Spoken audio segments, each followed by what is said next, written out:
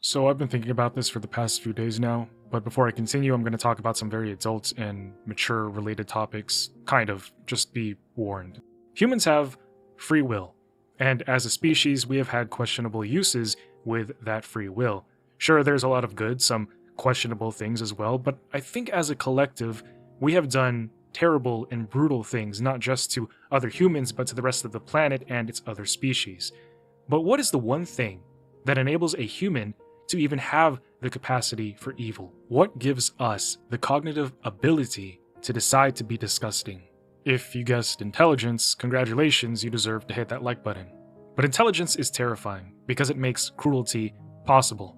When you look at the natural world, most predators just kill out of basic instinct. A lion doesn't stalk a gazelle for sport. A shark doesn't drag out the suffering of its prey. The brutality of nature is efficient. Scary, but it's not cruel. Because cruelty needs something extra: the ability to understand suffering and the choice to extend it. And that comes with intelligence. That's why the most terrifying animal isn't the shark or the lion, it's us, the apex predators, the conquerors of Earth. And, don't get me wrong, I love being human. I mean, if I was a fish, I couldn't even play Marvel Rivals. I would still love my wife, though, even as a fish. However, I can't help but think about how humans have used their intelligence to invent ways to prolong pain. We've created torture devices, organized war, and even designed entire systems predicated on exploitation.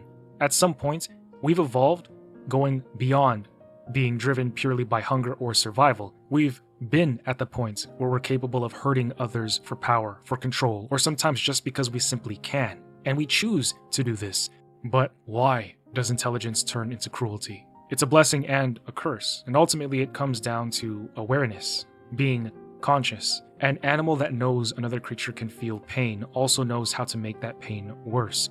Lions, tigers, bears aren't sitting there thinking, oh, I can inflict pain, and I know how to make pain more painful. They just strike and they kill something, because they don't have that higher intelligence. With higher intelligence, the line between survival and sadism begin to overlap. And I know some of you are sitting there thinking, okay, well, we have to discuss what is intelligence, what defines intelligence, and what are the metrics for measuring intelligence. Like, obviously humans are intelligent, but cats can be intelligent too. So how do we distinguish the varying levels between all of that?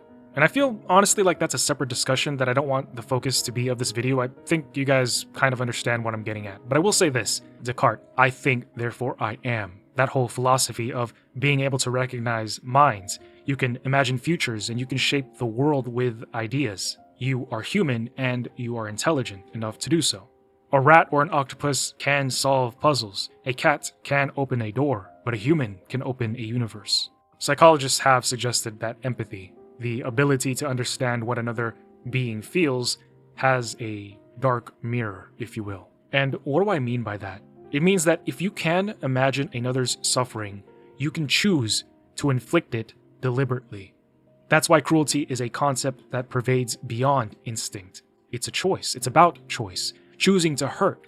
For example, in chimps, that choice looks like coordinated warfare. In otters, it's misdirected violence that drags on long past necessity. Dolphins are also pretty messed up, and they are animals known for being intelligent. And so when you look across species, the pattern becomes more apparent. Intelligence gives animals more than just their survival skills. It gives them the capacity for cruelty. Orca whales will turn killing a seal into performative fun. Yeah, it's jacked all the way up. Like, they don't have to do this, but they do.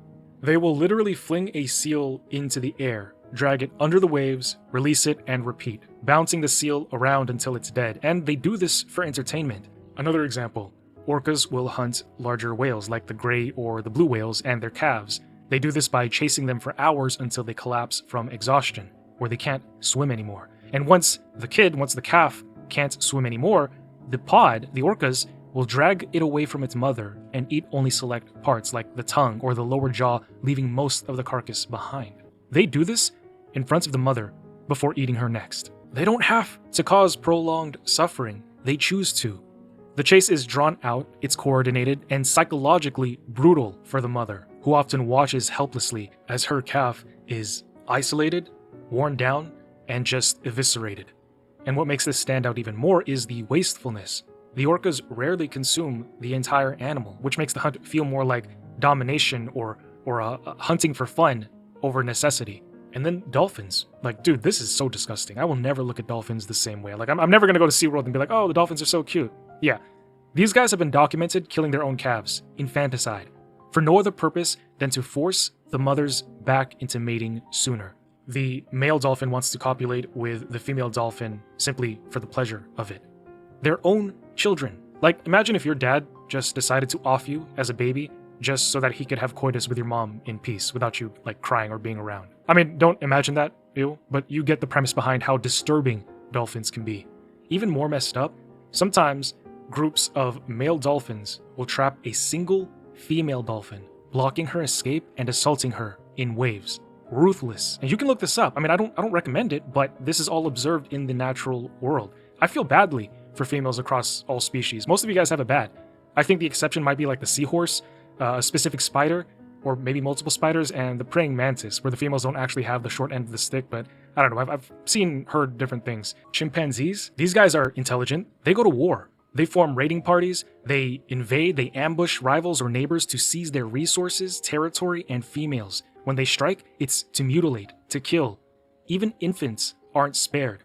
They are brutally beaten and eaten, but it is their intelligence which allows them to plan, cooperate, and destroy with intent. Otters. Yeah, we imagine them as playful, harmless creatures, but researchers have watched male sea otters seize baby seals, drown them, and keep hold of their bodies for days, doing terrible things to their corpses.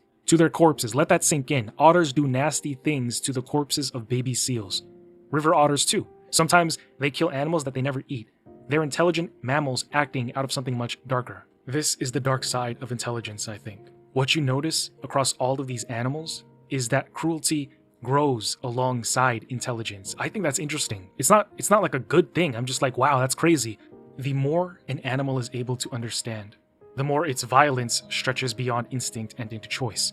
But when you scale that intelligence higher, to us, the pattern reaches its peak.